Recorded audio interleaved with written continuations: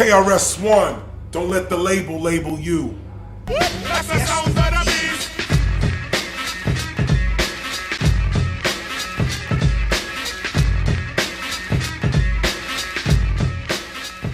Look at me. The show is great. If you don't look like this after a show, you didn't do one. I feel great. Hip hop is the fountain of youth. That is the bottom line. The fountain of youth is hip hop.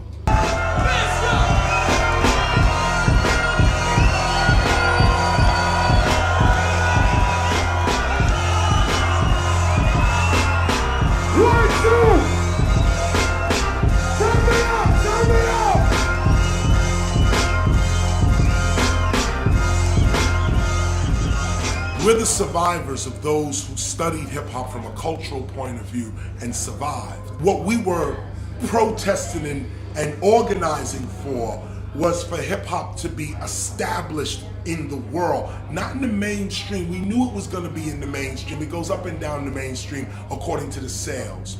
But for the world to understand that real hip-hop is breaking, MCing, graffiti art, DJing, beatboxing, fashion, language, knowledge, entrepreneur skills. How do you live the culture?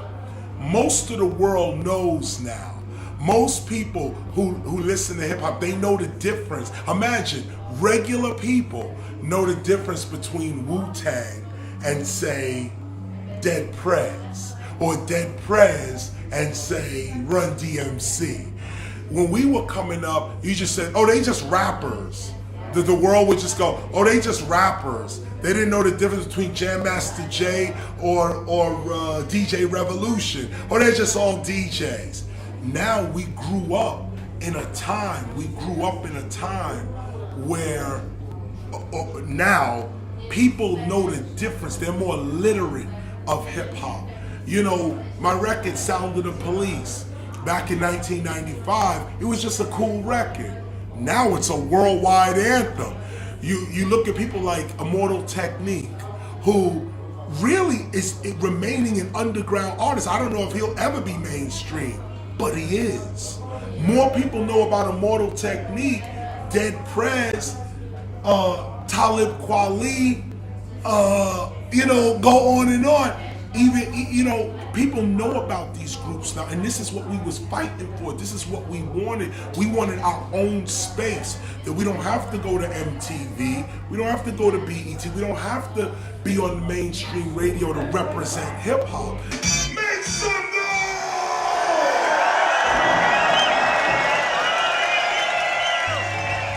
I was just at the Vatican, and at the Vatican, it was amazing to me that when I walked in to the Vatican Museum, there are armed guards there with guns at the Vatican Museum. The people are herded through. Imagine, when I was in Miami, before I came to Europe, I was in Miami. Before that, I was in Orlando. We went to Disney World. I felt the same way at Disney World that I felt at the Vatican. People out there hustling, they herding you across. Jesus started to look like Mickey Mouse. The Vatican is running themselves like Disney World. So many thousands of people there. The nuns are walking past you. The priests are walking past you. Nobody's walking up to you and saying, brother, get over here. Let me pray on you. In 10 minutes, there'll be group prayer. Let's read out this Bible right now. All of y'all walking around the Vatican, let's read the Bible every 15 minutes. Let's have something go down. None of that. And I was ashamed. You know what I'm saying? I'm a child of God, man. I don't know what everybody else is into. But when I walk into the house of God, I want to feel peace. I want to feel love. I want to feel knowledge. I didn't feel none of that at the Vatican. None of it. And nobody that was there felt that either. It was a tourist attraction, and at the end they wanted you to buy something. I mention all this, no disrespect to the Vatican, I'm just speaking the truth. But hip hop is the new Vatican right now. This is why we started the Temple of Hip Hop, because there is knowledge that urban people need, spiritual knowledge that's still in the world, but urban people need it. Urban people need to know that God is not a man in the sky. They'll say that, oh, we know God is not a man in the sky, but you don't really believe that. You really don't believe that God is in your heart, because if you did, you wouldn't be looking at the next man the way you're looking at him. We don't really have a robust spirituality, and I think it really needs to come back. You know, spirituality hasn't gone anywhere. It hasn't gone anywhere. People have just allowed themselves to be labeled by corporations. Are you really for peace and equality? Or when my car's hooked up, you know you want to follow me. Don't let the label you. And this is the truth.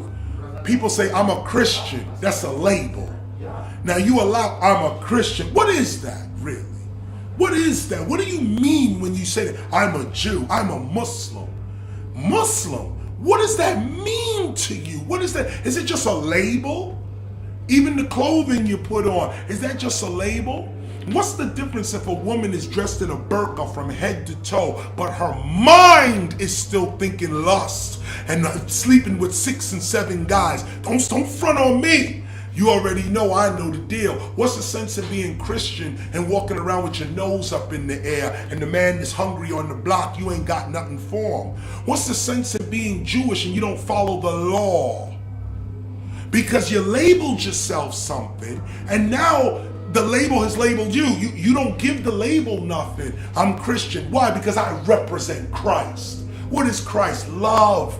Love. That's it. That's all Christ says. If you my disciple, you showing love. You're going to know my people by the love. What did Moses say? You're going to know my people because they follow the law. What did Krishna say? You're going to know my people because they seeking knowledge. They getting past the senses and moving past the flesh. What did Buddha say? Follow the middle way. Don't be too much over here and too much over there. Balance. Justice. Who the hell is following this? Only hip hop has the authority even to announce to the world a new spiritual thought. Only hip hop has this authority. And the reason being is because all other religions have blood on their hand. All of them. No disrespect to nobody, we're just talking truth.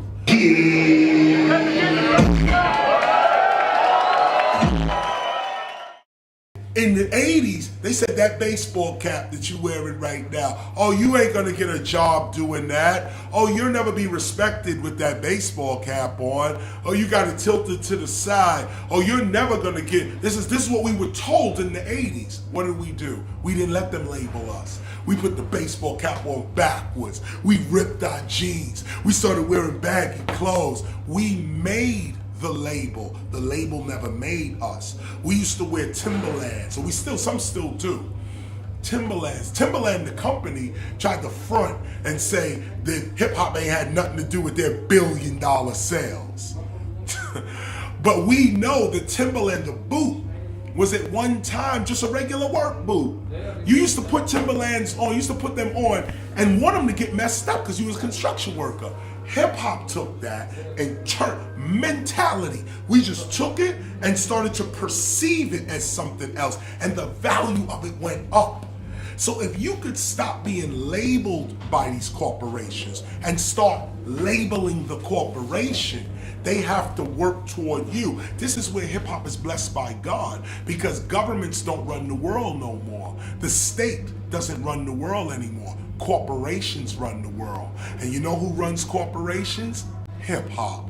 Your laws are minimal, cause you won't even think about looking at the real criminal. This has got to cease, cause we be getting hyped to the sound of the police. What is African American? What is that? Like, really, when you dig deep into it, what is African American? A decision. We've gone from Negro to black to Afro to Afro-American to it's like every 10 years we change our title according to the day. What is it? It's a decision. So when hip hop realizes that it could make the same decision we'll create a new culture on earth, new civilization on earth, and all that bullshit stops. That's it.